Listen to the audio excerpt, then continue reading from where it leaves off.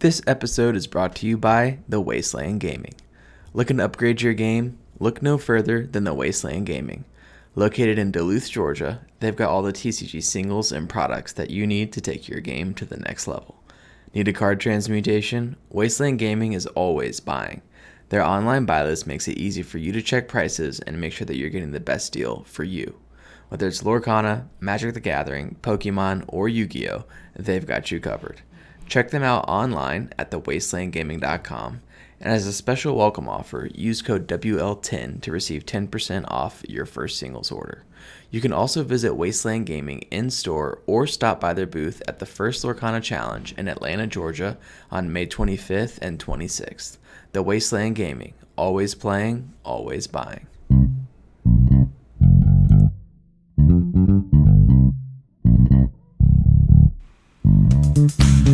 Welcome to Fortyborn, the limited Lorcana podcast. We're an Emerald Amethyst novice and an Emerald Amethyst veteran. Explore all things Lorcana. With a focus on limited formats, we cover set reviews, strategy guides, and stuff that nobody asked for. Let's get ready for these challenges. How are you doing, Artabax? I'm pretty good. How are you, Jake? I'm good. I'm good. Thank you so much for having me here. I'm feeling really honored. Oh, well, thank you for joining me on Father's Day. I appreciate you celebrating the German holiday with me. Yes, that's fine. I'm no father yet, so that's okay for me. No, but you are the father of the Emerald Amethyst Tempo list, so that's why we brought you on today as the resident expert of my favorite list. Unfortunately, Taylor, my co-host, couldn't be here today. We're recording this at noon on a Thursday, so during my lunch break, honestly.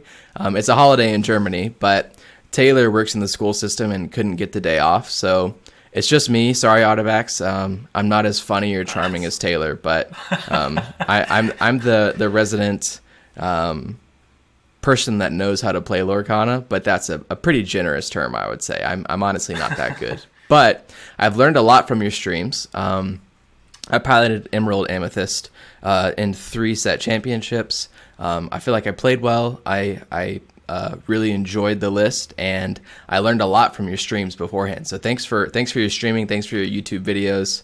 I haven't gotten to coaching you yet, but we'll get some time on your calendar soon.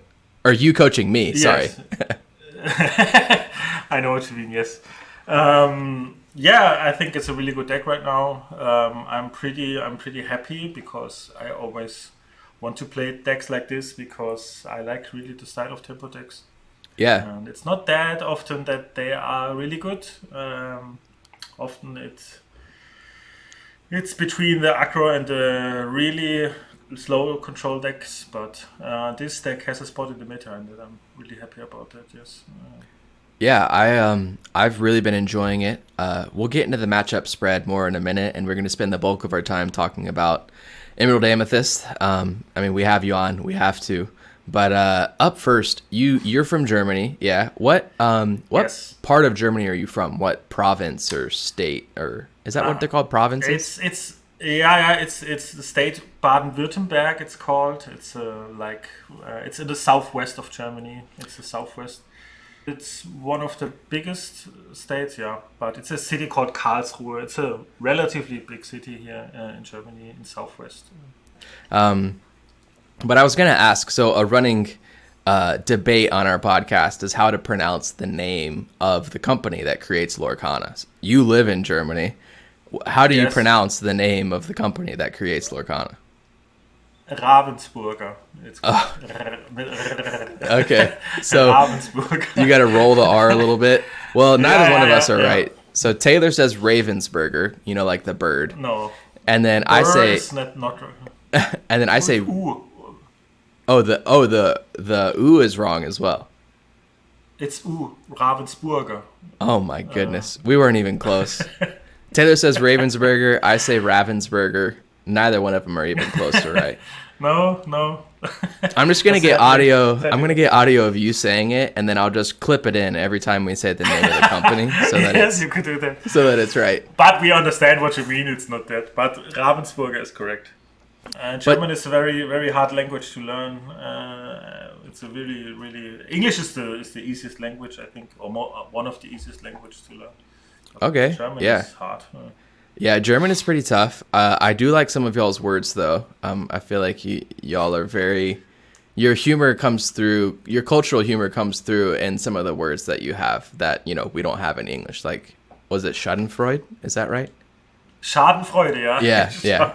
Schadenfreude, yeah. Great term. You do not have this word? No, we just use that.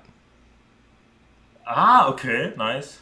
Because we have... Wanderlust, Yeah, we have words that are similar, but it's like we would have to use a whole phrase to say that word. So then we just say Schadenfreude. Okay. But I think let's kick it off. Let's kick this thing off with a bit of German this or that. So I'll say a couple of German things, and you say which one you prefer. How does that sound? Yes, that sounds really cool. So up first, Munich or Berlin? It's Berlin, because I hate Bayern Munich. If you know that, it's a soccer team that wins all.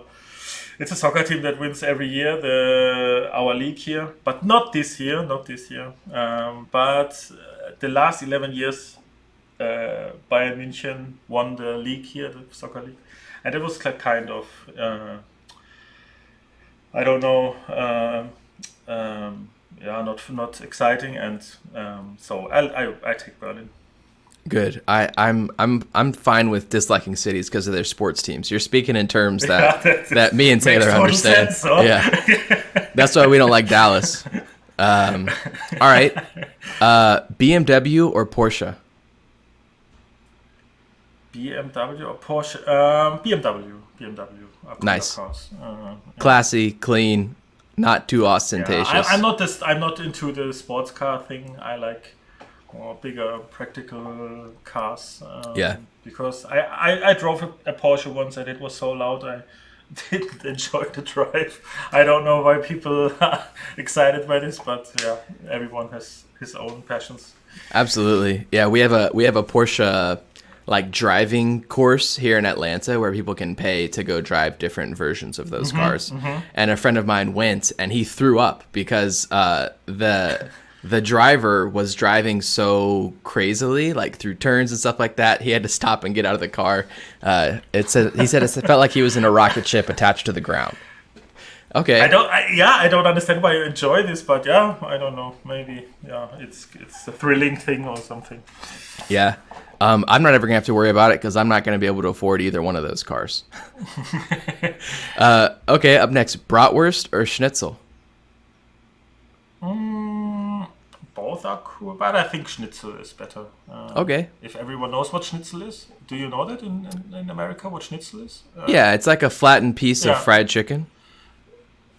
Yeah, it's not chicken. It's I don't know the English word of this animal. It's lamb, I think. Lamb? Yeah. Like a sheep? Yes. Oh, okay. Yeah. I think people know what schnitzel is. It's no. It's not like a sheep. It's like a cow, a small cow. Oh, like a calf. Yes. A calf. Yes, okay. Yes. No, I've had schnitzel and I've enjoyed it. I think people will know what that is. But bratwurst is probably the most popular German food that has made it to the United States. I would say. Yeah. Okay. But schnitzel is better. Yeah, I would agree with that. I'm not too big on, Taylor, the co-host, is a big hot dog fan, so he would probably want to dive pretty deep into your opinions on bratwurst and various German sausages. But we'll spare our listeners that conversation. Maybe the next time you're on and Taylor's here, he can chat with you about that. Okay, what about Beethoven or Bach? Oh, wow. I'm not into this classic music thing, to be honest. Okay, that's okay. I saw the piano behind you, and I took the shot, but it's okay. Okay. Oh, sorry. I'm sorry. Beethoven is more popular, and I know some songs of Beethoven. So I would stick with Beethoven now. That makes sense. But I'm not too much into it. Yeah. I prefer Bach, but I'm not gonna act like I'm some sort of classical music expert. Okay, last one. Clothing brands: Adidas or Puma? Puma, I think. I don't care too much, but the reputation of Puma is much better. Adidas, kind of shaky sometimes what they do, and I don't know if all of that is true, but just a reputation thing for Okay, me. yeah. Puma is better. Yeah. Okay, so are you gonna roll up to Lille in a green purple Puma tracksuit? Yes, I will. Yeah, of Okay, course I will. perfect. That would be great. Well, I'll rock one. I'll rock one in Atlanta, and we'll take home the. Well, we don't know what the top prize is yet. Nice, nice. Okay. Well, thanks for humoring me in that silly game. Up front, before we get into the Emerald Amethyst, is there anything you want to plug? Where can people find you? I saw you recently got on Twitter. Is there anything else you'd like to plug? Yes, I got a Twitter or X or how do you call it? I don't know. The most people say Twitter still. Yeah, I'm on Twitch as well. I'm streaming most of the time Tuesday and Thursday, 8 p.m. German time most of the time. And if there are tournaments, then I will stream as well. So like 2 or 3 times a week I will stream. Yeah, and Twitter and if you're on the Discord, in the 20 Law Discord, I would suggest to be there because they are the most good players, I would say, are there, and you're talking about decks and something, and there I'm really active as well. Yeah, Yeah. and there you could write me for the coaching things. Yeah, there's a coaching channel in the 20 Lore Discord, and you share your rates and what that experience looks like. You can find all that information in the 20 Lore Discord. I'll share that in the show notes, as well as links to Artabax's Twitter, Twitch, and YouTube. I think he's being a little bit humble because I would highly recommend people watch his YouTube content. If you play Green Purple, definitely check it out. But if not, it's really important to know how to play against Green Purple. I think it will be very popular in Lille and in Atlanta. And if you want to know how to beat it, you need to watch the best player play it. And so that's why we have Artabax on, and that's why I recommend Artabax, his YouTube and his Twitch. On Twitch, also, he's really good about asking questions. I pester him all the time in there and say, why didn't you do this? Why didn't you do that? While providing no contribution to the channel whatsoever. So that's what I do. But yeah. Are you ready to get into it? I think we'll talk a little bit about card choices because there's a few different flavors of this deck floating around. And then we'll talk a little bit about the matchup spread in common matchups. How do you think the deck lines up? I think we'll dive deep into the Ruby Amethyst matchup because I think that will be the most common matchup that we see in Atlanta and in Lille. And then we'll talk at the end about mulligans and go through some examples. I have your exact deck right here in paper. I'm just going to draw 7 cards and we're going to talk about what you would mulligan blind, what would you mulligan on the play, on the draw, things like that. And then at the end, we have some listener questions from some of our listeners. Does that sound good? That sounds really good, yes. All right, let's do it. So quick anecdote, because it's relevant to my first card I want to bring up. The morning of my last set championship, I pulled up your list because I thought, let me see if Artabax has made any changes within the last week. And I saw that you had swapped out the Chernobog's followers for the Pascals. So I was like, I don't know why. I'm just going to trust Artabax and do this. I'm not going to, because it was the morning of. And so I did it, and it was such a good idea. It won me multiple games, and I was able to win a stitch off of the deck. So I think that the Pascal is the right pick. But I'd like to pick your brain. So why swap out the 3 of Chernobog's followers for the 3 of Pascal? It's mostly a matchup thing. We were in the past really favored into red purple and red blue, but then they swapped out or they brought back their Minimo stylish surfers, and then the matchup. I want this matchup to be favored, of course, and the matchup got even more to like 50-50 or something, and that was too less for me. So I think, especially if they open with turn 3 mini and turn 4 mini on the play or something, we couldn't do much about it. And so I thought I want this matchup still to be favored, but still not to cut so many other things that we are unfavored into other matchups. So I think the cut of the Chernobyls were the most obvious thing because they are not needed. They are good, but they were not needed into any matchup or something. So I just wanted to have some evasives. But the Tinkerbell are even more important, I think, because one good Tinkerbell trade into red purple wins you the game most of the time. Because if you're Snake or something, with your Tinkerbell trades mini or something, that's so advantageous for it's crazy. It's really good. So that was the obvious reason why I did that, and I think it worked out really good. I even considered to add a fourth Pascal, but it's always a matchup thing. I mean, into Steel or something, Pascal is mostly really bad because they can just shoot him away with everything. But it's hard to say something. It's just what meta do you predict? And but I think they are necessary now. The Pascals and the Tinkerbells are necessary to beat red purple consistently. What the nature of the deck did in the past, and that should be still the thing that we are favored into this matchup. Yeah, that makes sense to me. The Tinkerbells were a last minute change for me based on watching some of your streams before my first couple of set championships, and they were super clutch. I was sniping Minnie Mouse Surfer all weekend, and just it's a blowout because I think a lot of people don't realize how much Ruby Amethyst currently relies on the Surfer to get that lore total climbing quickly and put the pressure on. Whereas if you can, on turn 4, hit your Fox or your Snake with it, or something. It's phenomenal. And then you have the evasive, right? Like it doesn't just eliminate their Minnie Mouse. It basically gives you your own Minnie Mouse. And so that's a huge include. So thanks for. And in the end, they ending up. I see that a lot now. They know in the meanwhile, they know I play Tinkerbells.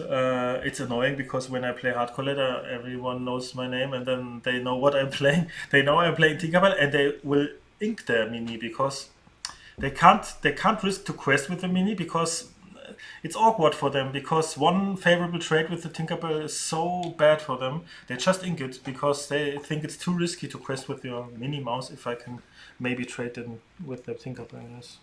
That's a good, but it's a good spot for us. If they ink the mini, we are fine. It's a win-win for us. I think just the threat of Tinkerbell is a good way to keep their early board presence in check. You recently cut the 2 Yzma. What was the thought process on cutting those? Many people suggested that to be for a while now. I think they were always on the edge of cutting them because 6 is a little bit high for our deck because we are tempo deck and really low curved. But they were sometimes really good even against the Beast or Robin Hood or something. We have no really hard removal for them, and they come in handy sometimes, but it's too rare. I thought it was too rare that they shine, and then I just tried it to cut them, and I did not miss them. So I think that's a good sign that maybe it's correct to cut them, but it's totally reasonable to play them. I don't want to say that my 60 cards are it's the list and you should not change anything. It's always some cards are on the edge of cutting them or including them. Absolutely. No, I agree. I mean, for what it's worth, I agree. The Yzma felt it did. I don't feel like it ever won me a game, but it occasionally kept me in a game a little bit longer by digging for something or by slowing them down. That's the most problem. There are existing win more cards. I don't know if you're familiar with that. Win more means if you are ahead, if a card is only good if you are ahead, then the card is not worth to be in your deck because then you should win the game either way, even without the card. And Yzma was often a lose less card, yes, like you say. Lose less. I mean, you're staying in the game a little bit longer, but not enough to win the game then. Yes, that's true. But sometimes not, but because if it would be always like this, then I would cut her earlier, but it was too often, yes. That's true. Yeah, I've never heard the phrase lose less, but that is exactly what Yzma was. Yeah. I was going to run through some options that I've seen online. I've never seen you run these, but some other people have run different versions of this deck. And I'd be just interested to hear your thoughts on if you've tried these cards or if you think they're good or bad or whatever. But Speci was running a more discard heavy version of this list. So like running a package of like Prince Johns and Sudden Chills. Have you tried leaning more into the discard more, and why is that better or worse? I really did not try it, to be honest, because I think it's not worth it.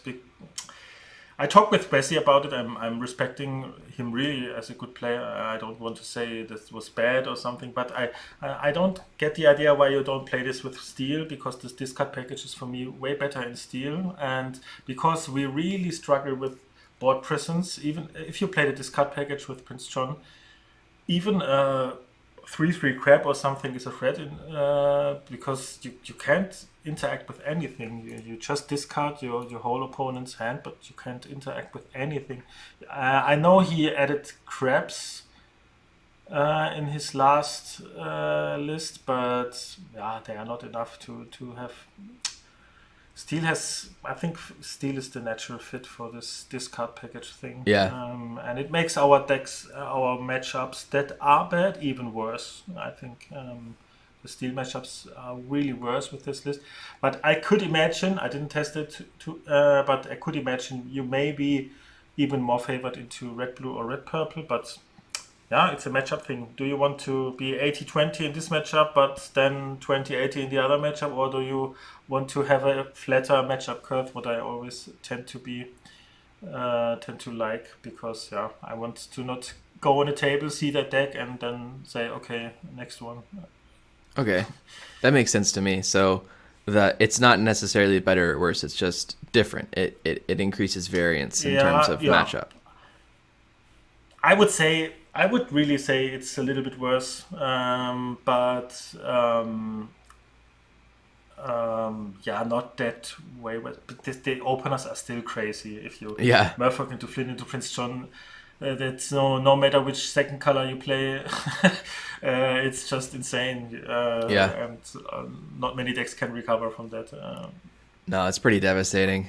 Props to Speci for trying to innovate and stuff. And I don't think it's I think it's good. I think it's interesting. I think it's cool to try different things, and that's how we innovate as a group. And Speci is always trying to innovate and try new things. As you saw with the evolution of the green steel list, that grew in popularity. He built this deck alone with this I know this Friar Tuck or something. It was a meme in the beginning, and then he showed up. He made third place with a deck with 4 Friar Tucks in it. So much respect to him. I made fun of him in my local Discord. I was not him. I made fun of the Friar Tuck. The Friar Tuck kept ripping my hand apart, and I was like, okay, maybe Speci knows how to read cards better than I do. All right, let's talk about some other inclusions. So sometimes people lean into more like a hyper aggro version of this list, where they'll play like Befuddles and like the 1-drop Maleficent that quests for 2. How do you feel about that variant, like the hyper aggro version of this list? It's kind of the same thing. You are even more favored into red purple, or especially red blue. But it's always the thing. I'm building how you build a deck. I try to build a deck that I still beat red blue or red purple, but still are even have a chance against Steel Song especially, or Blue Steel or something. It goes even worse. The matchup spread goes even wider. Red blue will be have no chance against this hyper aggro list, but Steel Song or Blue Steel or something, you will have a hard time with hyper aggro list. You will not have a chance, and that's the thing you always consider. I would also say it's not even worse or better. It's just how do you want your matchups. You have an easier time on the day, because the decks you beat, you have an easy time. You just play out your cards, go sideways, and then you win the game against red purple and against red blue. But the steel matchup you really don't want to play. You really don't want to play. That makes sense to me. I was gonna ask, talking about the blue steel matchups. For a while, I was running two copies of Wildcat as an attempt to answer items, but I felt like it was too slow. I felt like it was if my opponent had the quill out. So I was gonna ask you, what do you think about Wildcat? That's the same conclusion to that I came to. I think even Tinkerbell is more efficient in this matchup because Tinkerbell, it seems like okay, it's a steel deck, but they have not.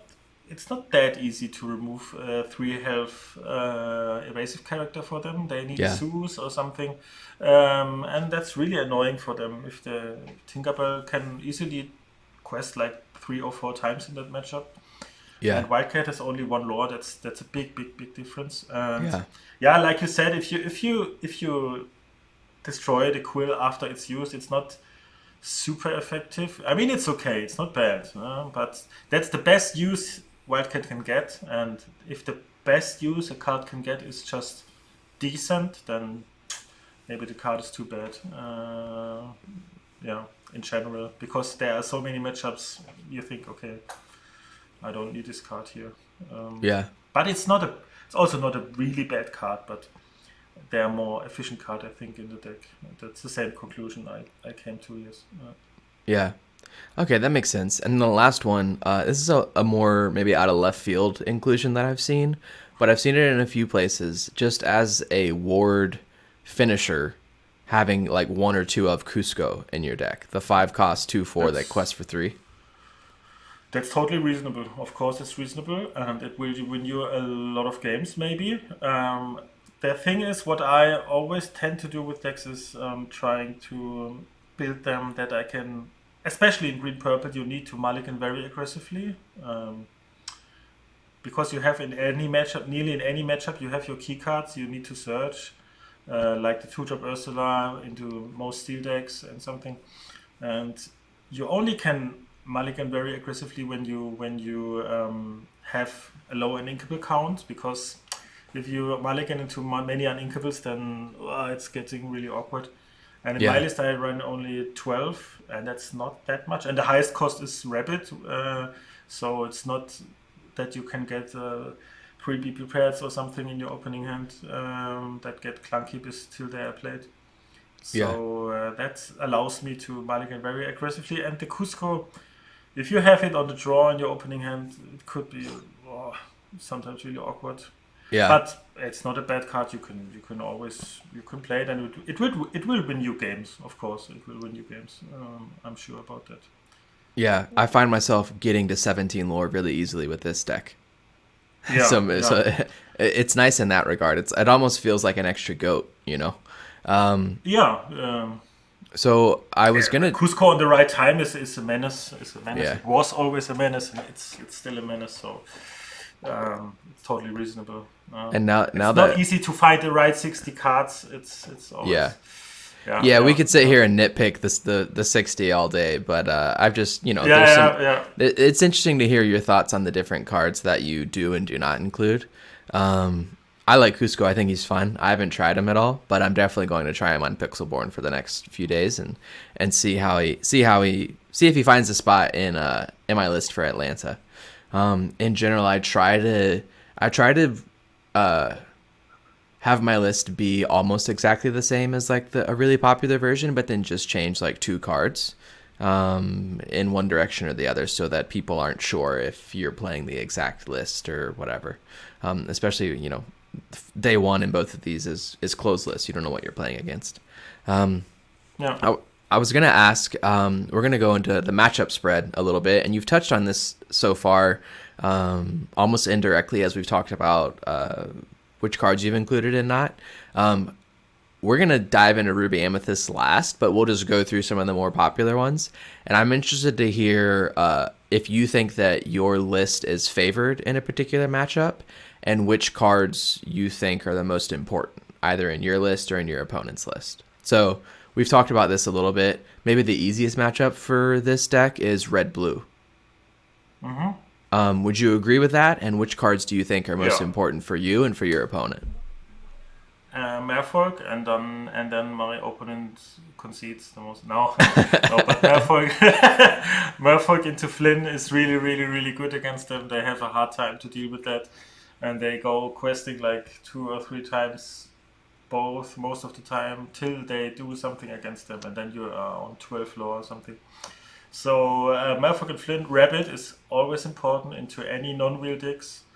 I would suggest to keep a Rabbit into nearly any non-wheel deck except green steel,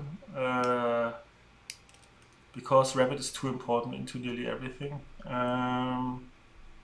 Even against red blue, you could consider that you could say, okay, you are the aggro deck where you need that, but you need the rabbit to refill your hand after, because they can be prepped turn 5, and then if you have nothing left, then and you are only on 15 lore, then it could be hard to close out the game if you have no rabbit that fills up your hand again. And so rabbit is always important, and into this matchup, Murphy and Flynn.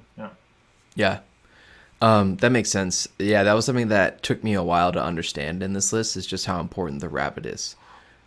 Keeping, not just playing it, but keeping it around, like protecting it. It's really important. It's even more important than in Ruby Amethyst, because in Ruby Amethyst, everything makes card advantage. The Medusa makes card advantage, the Maui, everything. But in our deck, rabbit is our main source of making card advantage, and we should take care of the rabbits like a pet, because they can't die. We can't let them die. No schnitzel rabbits for Artabax. How about blue steel? I feel like that's the toughest matchup for me, but I think it's more so how I move through it. I don't think I'm playing that matchup right. But how do you feel into blue steel? Blue steel is pretty even, I would say. I have like a 60% win rate in Pixelboard, but to be honest, some people I play against are not too experienced with blue steel, I think, because blue steel is a very hard deck to pilot, I think, and some people, sometimes I think, they are not too experienced with the deck, so otherwise they would have beaten me maybe. It's like 50-50. I would say it's really dependent who starts. That's really hard in this matchup. If you're on the draw, blue steel is a really good deck. I think nearly any deck has a tough time against blue steel on the draw most of the time. But we have some really good options to get card advantage against blue steel. 2-drop Ursula removes their wheel, and that's really key in this matchup. What I always try to do is to get our Murphox and Flint going, and then they discard their whole hand, and then they think, okay, I will anyway, so I don't care about discarding.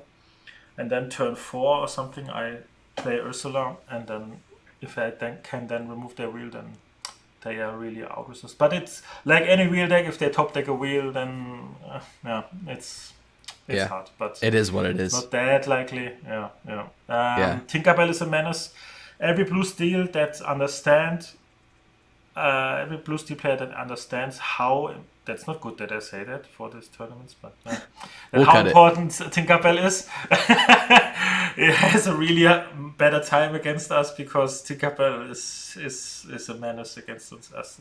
Tinkerbell can win games alone, and if they understand this, and it's not very wise to say that, but if they understand it and hard mulligan for their Tinkerbell and keep the quill, so they can Tinkerbell turn 4, we will most of the time have a hard time. Tinkerbell was one of the reasons I stick with the Ismas, because most of the time even removing it with Isma is better than let it stick on the boards, but then they draw 2. It's and the location is also very good against blue steel. So if you just see in your opening hand Ursula 3-drop, Mother Knows Best, and the location, it's nearly out to win, because they will not remove the Ursula before she can sing. They have really no option to do it, especially on the play not. And then if you double sing Mother Knows Best and then place the location, it's nearly over. It's so hard to them even if they do the Rise of the Titans next turn, that's nearly the whole turn. Then you can develop more board, and then it's hard for them to recover from that.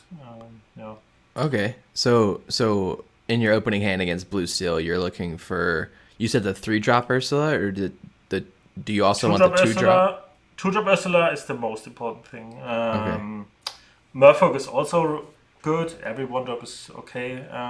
Even Pascal is okay against blue steel, because Pascal will quest 3 or 4 times before they can steal with it. And Ursula 2-drop, Ursula 3-drop, Mother Knows Best on the draw. I keep always Mother Knows Best on the draw against Blue Steel. On the play, not, but on the draw.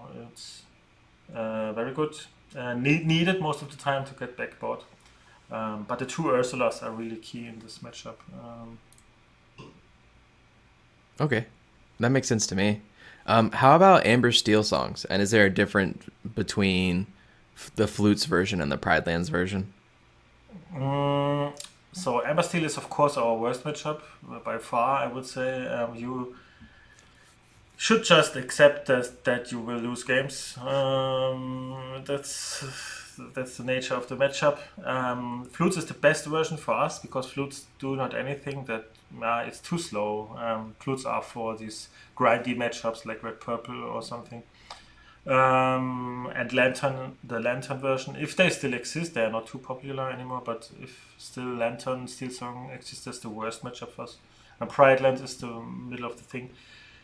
It's not that hard to play against this matchup. It's very easy to mulligan because you just get your opening hand. If there's no 2-drop Ursula, you send all 7 back and hope for 2-drop Ursula because there's no other card needed in this matchup.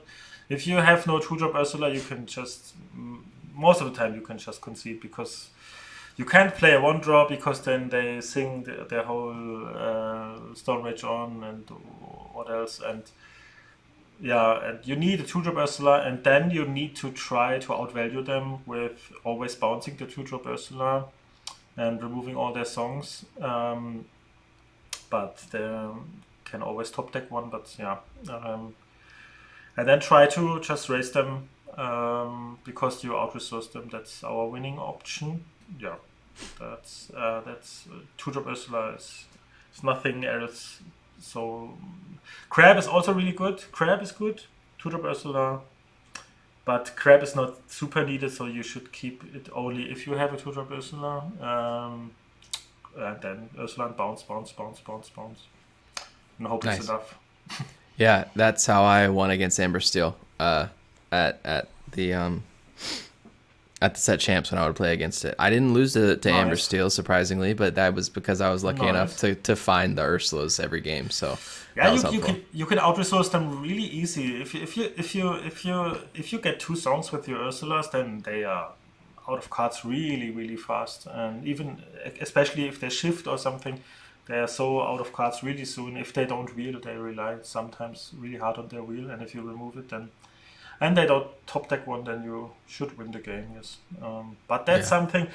What makes this matchup bad is just you need cards, and they don't need cards. You know, so you need a 2-drop Ursula to even come into the game, and they don't need any cards. I mean, they have good cards like Ariel or something, but there's not any cards they need for our matchup, so they are more consistent than we, and that makes the win rate less good for us because we need cards and don't. Yeah, that makes sense to me. How about Green Steel? Green Steel is very skill dependent, really. It's very hard to play against Green Steel. Very skill dependent matchup. Each mistake can cost you the game. And immediately, the game can be decided in the first 3 or 4 turns, often, and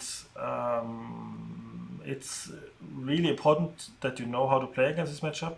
Because in the past, I thought, I need a rabbit here because they will discard my hand, and I need to have. But it's bad. You always send back your rabbit. Try to dump your hand as fast as you can. With really fast, I mean really, you can dump your hand in like the first 3 turns, so they can't get value out of their Prince John and the Merfolk Flints anymore. And then you just top deck, and most of the time you top deck better than them because they have all their discard stuff left, and all their sudden chills and cards have no value anymore, and nearly any top deck for you is decent, at least makes some lore or is the Mother Knows Best or something, and does some value, and there's not, and that's how you should approach this game. And the other thing is, you're playing against Steel. We have all in mind this grab your sword Tinkerbell, but most of the time don't play this. The most of the green stealers don't play Grabusot and Tinkerbell most of the time, and so you can go wide. You can just go wide. It's no problem. Because we are all afraid into steel. We have this in mind. Oh, steel, don't go wide. But we can go wide in this matchup because they don't play. It's too clunky cards for them. They don't play this most of the time. So go wide against green steel. Okay. And yeah. Okay, awesome. Yeah. Okay, next ones are not as mainstream, but I do want to touch on them because I'm sure that they will see some play in Atlanta and in Lille. How do you feel playing into Red Fossa? That's our best match. Even better than Red Blue, I would say. No, Red Blue is a bit better, but then comes Mufasa. It's a really good matchup. You most of the time need only one Mother Knows Best to out tempo them. Mother Knows Best onto Mufasa is so that kills them most of the time. It's such a tempo loss for them. The only really frightening thing is this Mother Goth and Rapunzel thing we have no answer to, but it's always frightening for any deck. But we can go wide, no problem. We can race, no problem. We are faster in racing most of the time. They are out-resourced really fast, and we have a tempo deck. That's our natural best enemy because we can just out-tempo them. Mother Knows Best or Mufasa. I mean, they cheat out the Mufasa. That's the best play they can do with this dog and Mufasa turn 4, and then they spend 4 mana is the best play they can do, and we just either we sing it for 0 or even for 3. It's okay to return it to their hand. So should be really good favor. That your kit is also really important. So always keep kit. And always keep Mother Knows Best, at least one Mother Knows Best in your opening hand. And Ursula is also free in this matchup, 3-drop Ursula. They have no answer to that before turn 6. Yeah. So you can sing your friends and Mother Knows Best with her like you want. Perfect. Red Fossa actually knocked me out of top 8 at both of my first 2 set championships. Because sometimes it's... when they're firing on all cylinders, it's just impossible to stop, And I definitely played poorly. Like I remember I played a location 1 game against them on turn 4, and I'm like, they're gonna drop the Maui on turn 5. Why? If you I just had a bunch of misplays, and once that deck gets even just a little bit of advantage, it's done. There's no way you're catching back up. Then it's done. Yes. Of course, you need to be careful. Yes, and know what cards you don't need. 2-drop Ursula, for example, is just vanilla in this matchup. Does nothing.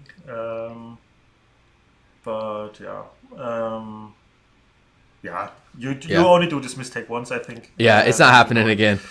So I played the same player 2 days in a row. First day he beat me 2-0. Second day he beat me 2-1, and I almost got him on the second day. So I definitely, even just that 1 rep of playing against a really skilled Mufasa player helped me get better. So I need to grind out some matchups. You can lose against it. It's possible. You can also lose against Red Blue. It's really possible, but we are favored. But Mufasa is a high roller deck. If they get all their Maleficents out of the Mufasa, it's hard for us. If we don't draw into a Mother Knows Best or something, we can lose, of course. That's okay. So go fast and get Mother Knows Best. Easy. Yes. Last matchup I want to ask you about, speaking of going fast, I think that we're going to see some hyper aggro players at these events, because I think some people, if your goal is just to make it to day 2, then I think that you can go hyper aggro and have a shot. Like if you're not like a top tier player, right? Like my best bet to getting to day 2 is just to go fast and hope I get good matchups, right? Like hope I play in a red blue and red purple and mid-rangey type decks. Reasonable, yeah. So how do you play into hyper aggro? I'm thinking of like the Amber Amethyst. Like it's not that popular, but like super fast list. You can struggle if you find no kit. Kit is the key here. But if you have at least one kit to remove their Pinocchio or Arthur, we are fine. most of the time because Kid is a real crazy tempo player in this matchup. Because afterwards, Kid can trade something, and it should give you enough tempo to win the game. But Kid is really needed. If you draw no Kid, Yeah. it can be hard. Can be hard, of course. Yeah. But the Hyper is a deck that punishes you really for doing nothing on turn 2 or 3 or something. Yeah. So we need our cards that we need in this matchup early, and then we should be fine, I think. But yeah, we could. I played against Emerald Amethyst in the TIA tournament, and we went 1-1. It was very close. It was Bjorn Ford. I don't know if you know him. He's also a relatively popular player on Pixelborn, and he played Emerald Amethyst Hyper Aggro with this Peter Pan's Shadow and something, and was tough, and 1-1. It was really close. Yeah. I need to check that matchup out. I watched the first half of your Swiss rounds, and then I watched the finals. I think it was sixth round or something. Yeah, okay. It was yeah. yeah. Okay. Well, hard, I'll check that out because I got beat by Amber Amethyst, like hyper aggro. Game 1 they were on the play, they beat me. Game 2 I was on the play, I beat them. Game 3 they were on the play and they beat me again. So then afterwards, that only took like 10 minutes. So then I just grinded being on the play against them a few times, and I feel like once you play the matchup a handful of times, you're better prepared against it. Like you understand how to beat it. But the hardest thing is game 1 going in blind. If you don't mulligan with that matchup in mind, it's really easy to just get caught on the back foot. Yeah. That's really, really, really painful. Yeah, because Merfolk is really bad on the draw against them. You don't want to play a Merfolk. You rather want to play a Rafiki or Pascal that can trade into anything they play on turn 1. Because even the turn 1 trade can decide the game and cost you 2 or 3 lore if you don't trade, and they don't care about your Merfolk. They just they just race. Yeah. All right. Let's talk about the big bad. Let's talk about the matchup that is gonna be half of my rounds in Atlanta. I already know it is. Let's talk a little bit about Ruby Amethyst. So it's go ahead. It's a tough games most of the time. It's we are favored. I think we are favored if both players are even skilled. I would say we are favored, but not super favored. Slightly favored because we have some better players than them in this specific matchup. But it's a tough game. It plays a lot like the mirror match, like the red purple mirror match. It's not too different. Just the thing that we have some other options than them. We are favored because we have this. What's very important is these 2 questers, the Merfolk and the Flynn, and not only in the first 2 rounds, even later in the game. The Merfolks and the Flynn are key in this matchup because it often really ends into a racing situation where both players are questing, and you just need to calculate: are they enough or are we enough? And these cheap 2 questers are key in these situations. First of all, because they, for Merfolk, for example, quest for 2 for 1 ink, that's better, it won't get. And it also forces them to be prep sometimes to a situation where they don't want to be prep.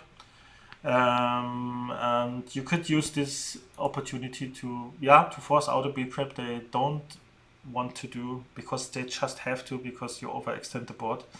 And also the rabbit, take care of your rabbits. It's the most important thing into this matchup. Oh god, rabbit. If they draw a rabbit and you draw no rabbit, you can't do much. And if you draw a rabbit and they don't draw a rabbit, it's sometimes a little bit boring because the rabbits are so important. And sometimes I think rabbit is a too good card. I think because it's just so much draw power no other card can provide in this game. It's just crazy. Yeah, it's unbelievable. But it's one wrong quest decision can decide the game in this matchup. It's hard. It's really hard. It's if I'm playing Lille and I play against 7 red purples, I can't. I would rather play against. It's a really hard games, but even especially against really really good players, what I expect in these great tournaments. So I cannot give you just too much general advices. It depends a lot on these questing decisions.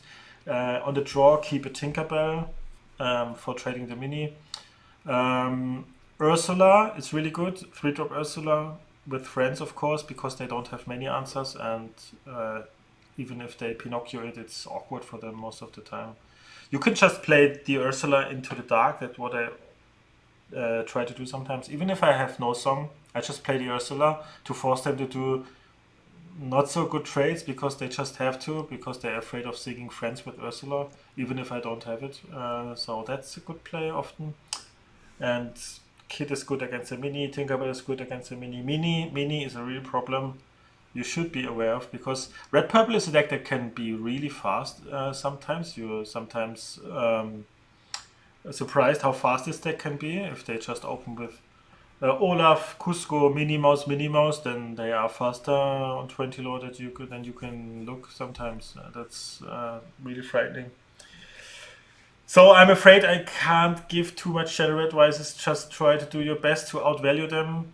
Card draw is really important in the matchup. And do efficient trades. Force them to do bad things, and hand track. Hand track is a general advice I can give you to anyone, because I did a lot of coaching in the last few weeks, and hand tracking is something the most people lack. With hand tracking, I mean anticipating what the opponent has by their ink decisions or by their general play style.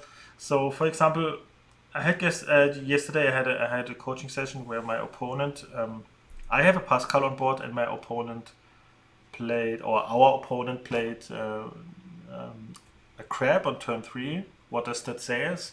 That says to us they have no mini, because if they have a mini would be a much better play on turn 3 for them.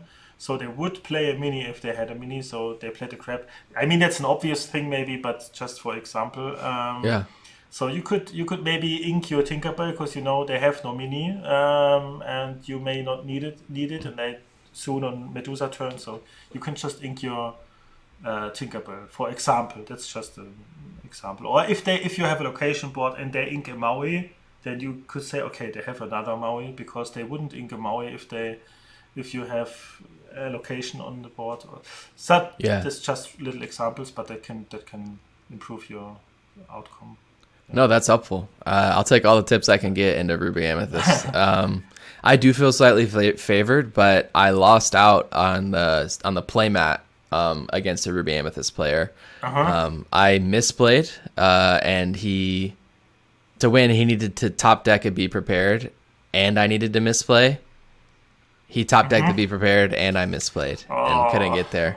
So I just dumped my hand because I was like, I got this, and if you get to be prepared, you win. So I played a Merfolk, just blind, and I didn't need to. I was at 18 lore, right? The only way out. I had 3 Pascals in the air, just hitting him for 3 every turn. He top decks to be prepared, and then it comes back to me. And if I had the Merfolk, I could have played a Merfolk and a Flynn, and then he has to top deck another be prepared, and it was just.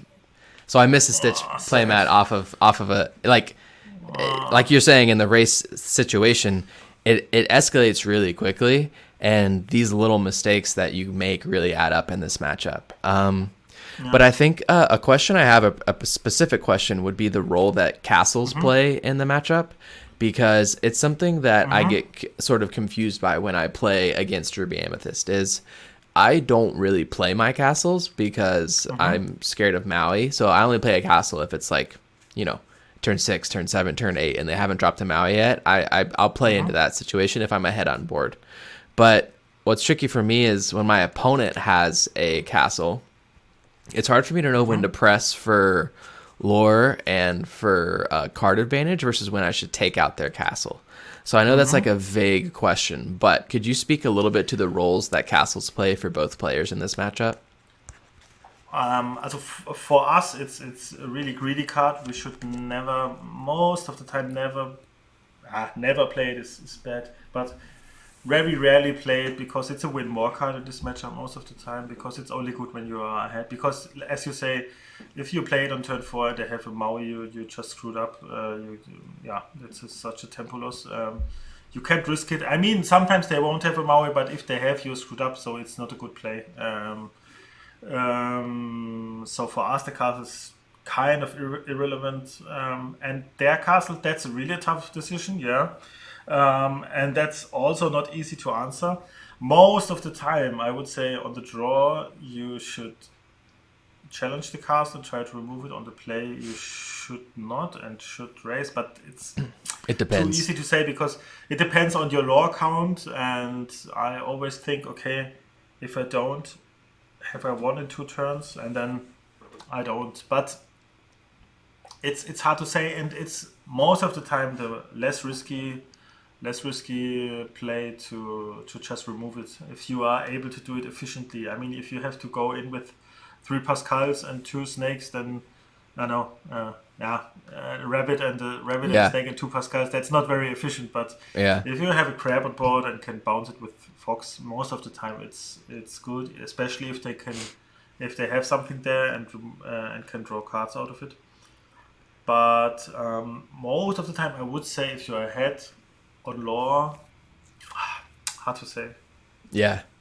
Most of the time, you shouldn't maybe. But I need to see the situation exactly to it's really hard to say for me. I can't give a general advice or something, but you have to count. You have to count the lore, I would say. A lot of math involved.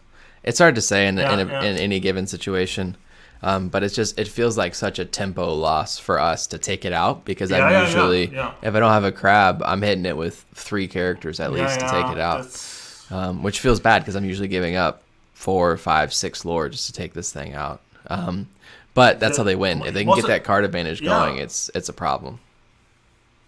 If they get 2 lore for the castle and you lose 4 lore to remove it, then most of the time it's worse because you spend 4 lore. By spending, I mean not getting the 4 lore. Yeah. Just remove the castle. It's most of the time bad. Most of the time it's just don't efficient. But it's still hard to say. Okay. But for us, it's more important. Don't nearly never play it. Just ink it if you have it in your opening. Too greedy. Yeah, that makes sense. Okay. I think that for the last thing we'll talk about with Emerald Amethyst is maybe some mulligan strategy. I think the mulligan is extremely important. I mean, in all of Lorcana, but especially with this list, it feels like a make or break type situation is how you mulligan. So sometimes if I can't catch your stream, I'll just fast forward to watch how you mulligan in different matchups. But maybe let's start off with a Ruby Amethyst mulligan. So I have a hand. I have your list here in paper. I just drew a hand of 7, and we'll talk about what you would keep and what you would mulligan if you know you're going against Ruby Amethyst. And then we'll move to a more general, because I need some help mulliganing blind. You know, we're not always going to know what we're playing against. How do you mulligan blind? But up first, so in my hand, I'll organize from 1 drops and up.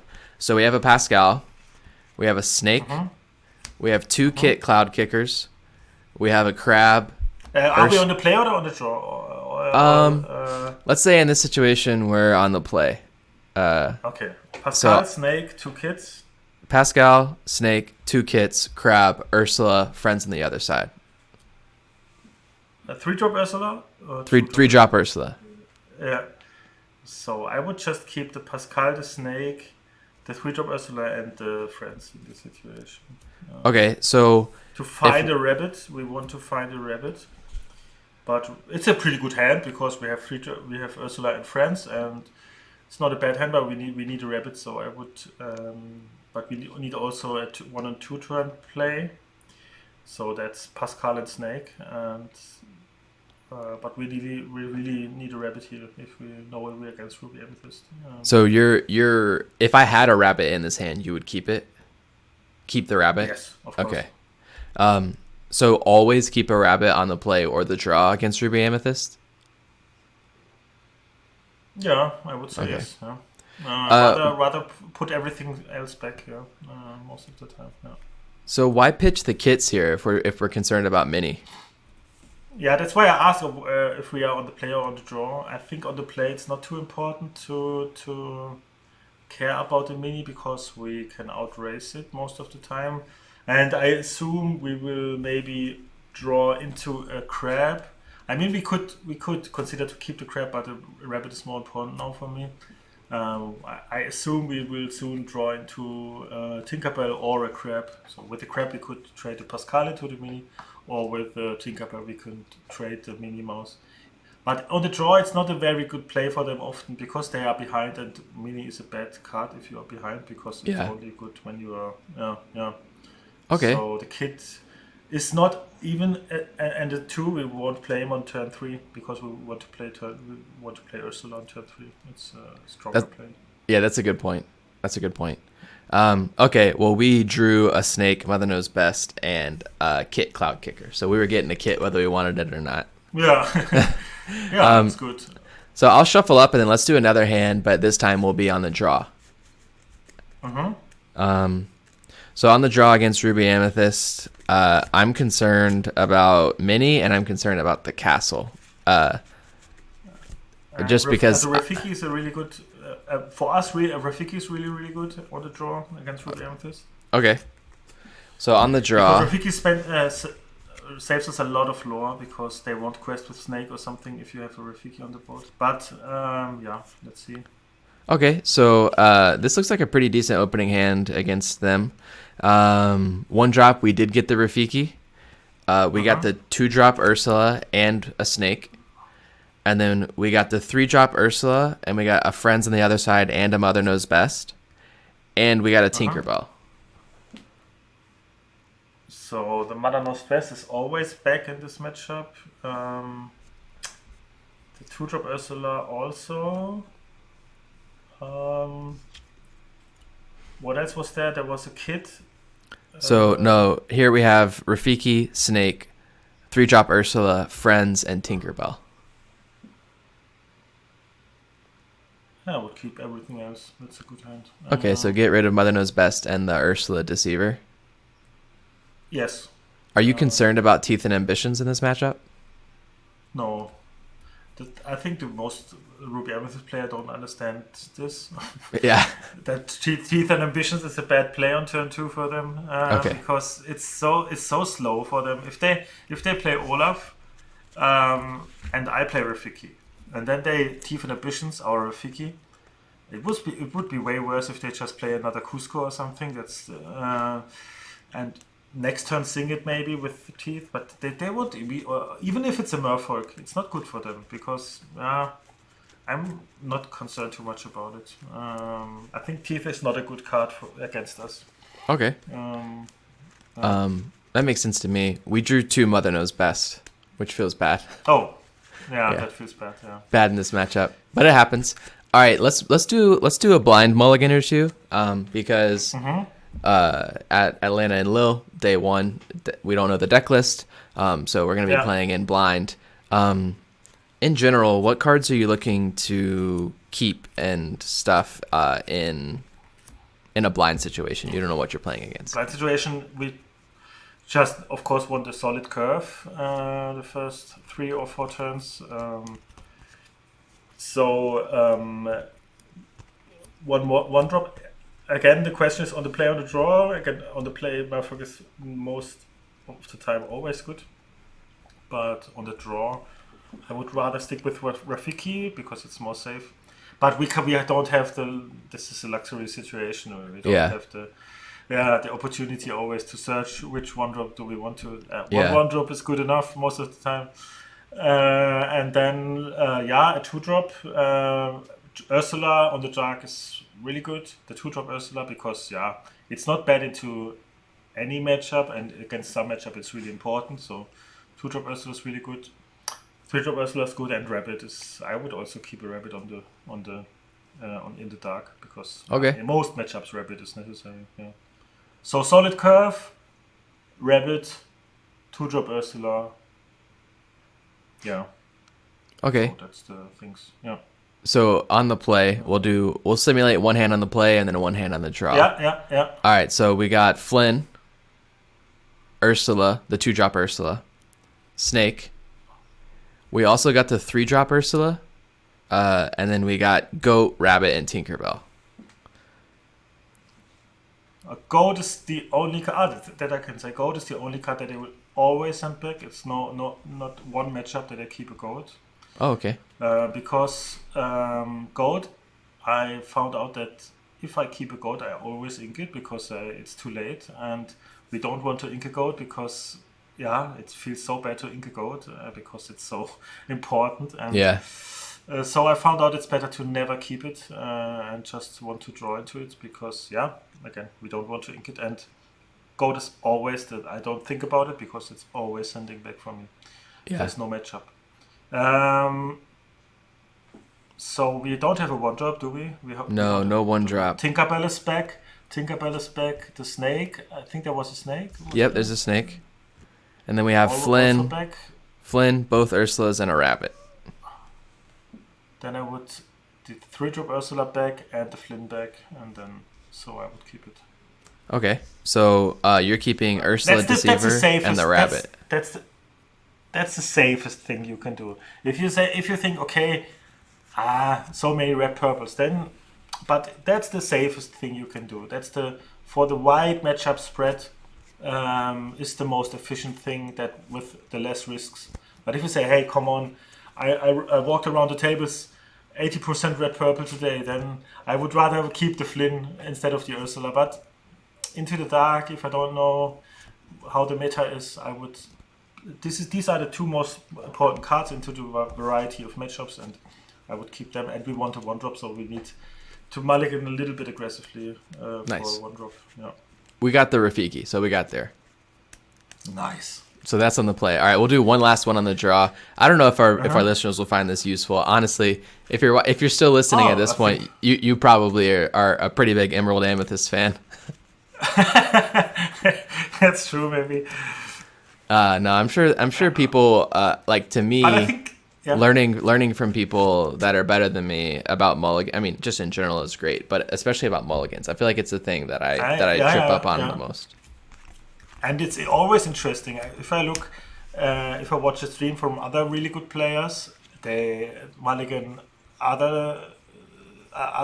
make other decisions than me. Then it's always interesting, and I can also do something wrong or do not the perfect mulligan or something. That's always possible. Okay, so we're going second in this situation. We're on the draw. We got a Pascal, a Flynn.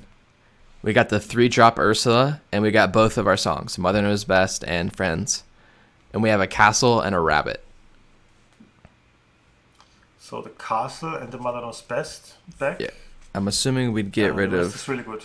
Okay, keep everything. So keep the Pascal, really Flynn, Ursula, Friends, and rabbit. That's the best hand we can ask for. But now we need to be really, really careful. If they're green or a yellow deck, then we need to ink the song because they will most likely rip it. Against yellow, not necessarily, but Friends is bad against Steel Song. So if you're green or yellow, ink the Friends, and next turn ink the Ursula because we won't need her too. Yeah. And that we have our first 2 inks. That's not too bad. But if it's against red purple, this is the best hand you can ask for. That's perfect 5 cards. Pascal, Flynn, Ursula, Friends, and Rabbit. What do you want more? We drew a Rafiki and a Friends, so that's looking like a good game for us. Yeah. Okay. Yeah. Well, thanks for humoring me and going through that exercise. I can always learn more about mulligans and more about matchups and things like that. Well, before we move on, is there anything else you want to say about mulligans or this deck in general? Not too much. In general, just a general advice: don't be. But I need to learn that myself. But don't be tilted if you lose some games. That's always good advice. I do that myself. I also lose 3 games in a row. That happens to me as well. So just be patient and be confident, and you will win games soon. Because if you play it 3 times against Steel Song, you think this is a bad deck, and it's not a bad deck. It's only a bad deck against the bad matchups. And Yeah, always be kind to yourself with 9 Swiss Yeah. rounds, there's a lot of room to catch up if you start off in a bad spot. That's true. Okay. How about a couple of listener questions and then we can wrap up. So I told our listeners in our Discord, a plug for our Discord, if you want to talk about limited, talk about draft, sealed, card evaluations, or constructed, we talk about everything related to Lorcana in our Discord. And City Noise wanted to know, what is your favorite art or artist in Lorcana? Oh, the artist I don't know, to be honest, because I only know the art. I usually, from the new set, for example, it's the steel Mickey Mouse. That's awesome for me. The steel 5-drop Mickey Mouse. I don't know if you know that. It's a super rare or rare. I don't know. It's with the brooms. It deals damage for each broom you have in play, and then has resist, and it also has shift. I think that's the really cool artwork for me. And in the past, I also, yeah. No, go ahead. I'm trying to find the name of the artist, but feel free to keep talking. I'll try to find their name real quick. And the Cogsworth from set 2 was also really, really cool art for me. I always like this. That's really looks cool. And the Enchanted Arthur is also really good for me. That one's cool. I always wanted to draw one because I played Arthur in the whole set 2, but I never drew Arthur, sadly. So this is the Mickey Mouse Playful Sorcerer art is by Alice Pisoni. Okay. Yeah, I'm a big fan of John Lauren's art.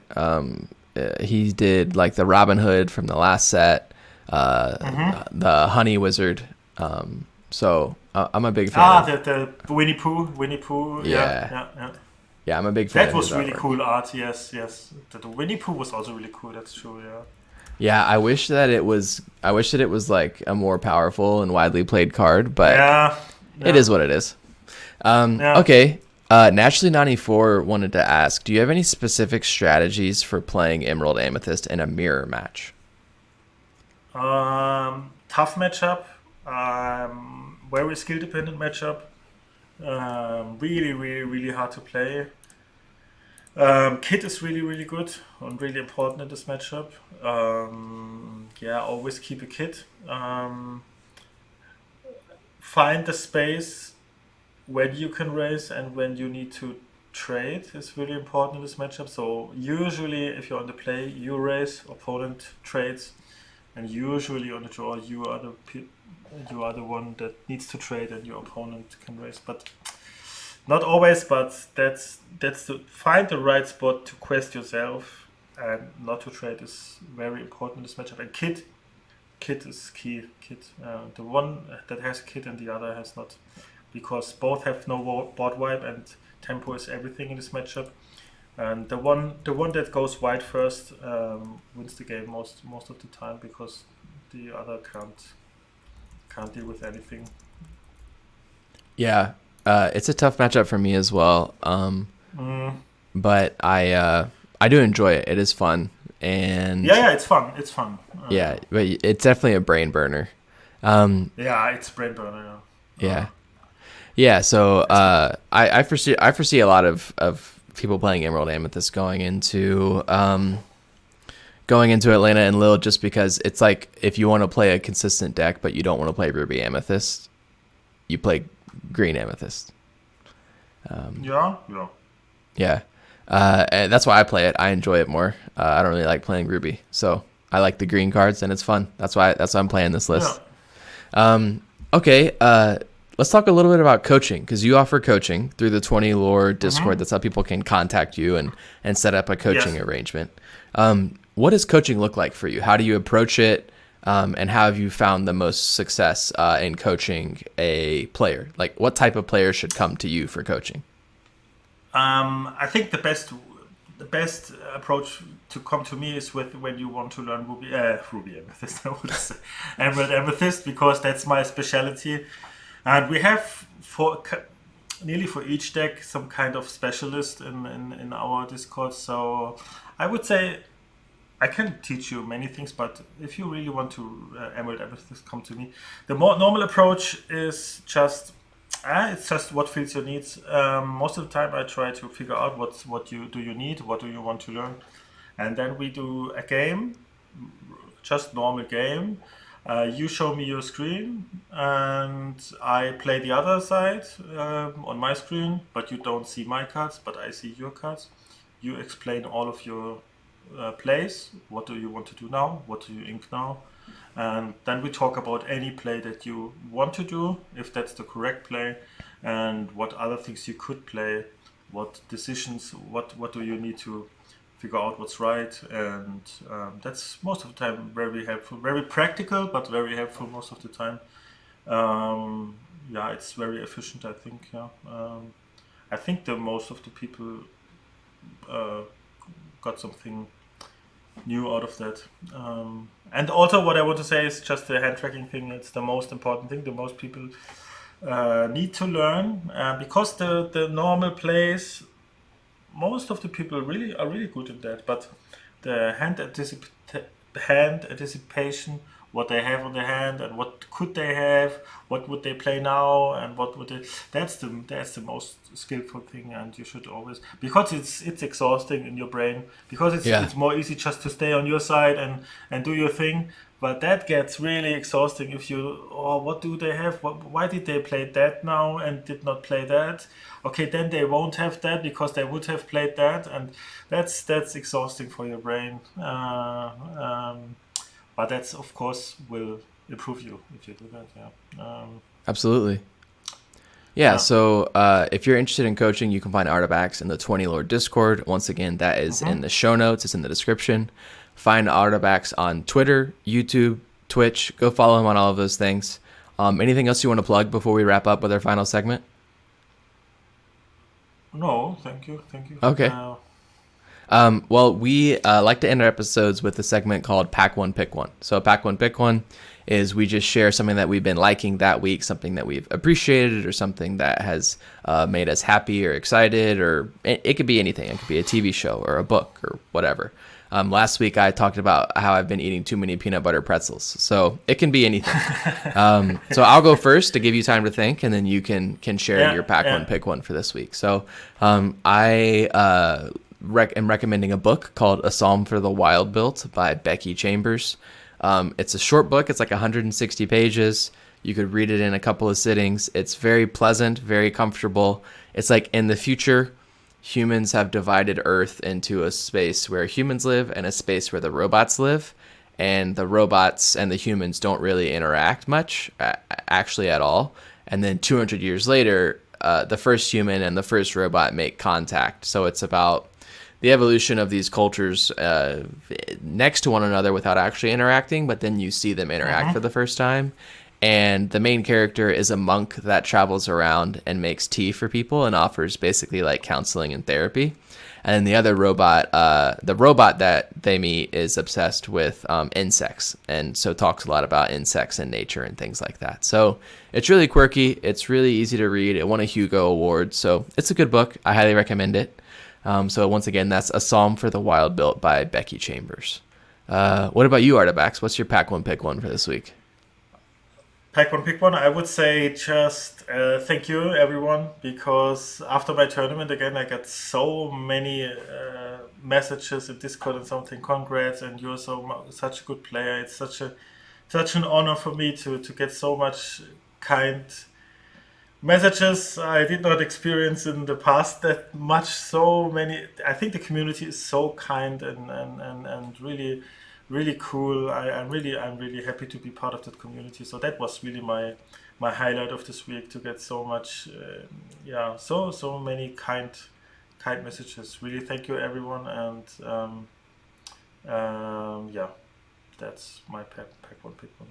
No, that's awesome. Yeah, I can't speak on the behalf of the community, but we appreciate you piloting this deck and letting us watch on stream and ask questions and get answers and all that. It's I appreciate that Lorcana seems to not feel as cutthroat as some of the other trading card games that I've played with, in terms of the community seems to care about one another, and as a whole, we all want to improve together, and that starts with conversations like this where we share our expertise. And share our strategies and advice. And yeah, we just keep moving and getting better together. So that's it for us. Thanks for your time, Artabax. I really appreciate it. And once again, thank you so much for having me.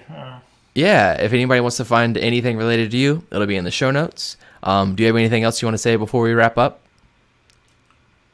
No, just thank you again for having me, and it was a really pleasure for me to chat with you. That was really cool. Thank you. Yeah, no, thank you for your time, Artabax. All right, everybody, you have a good week. Bye.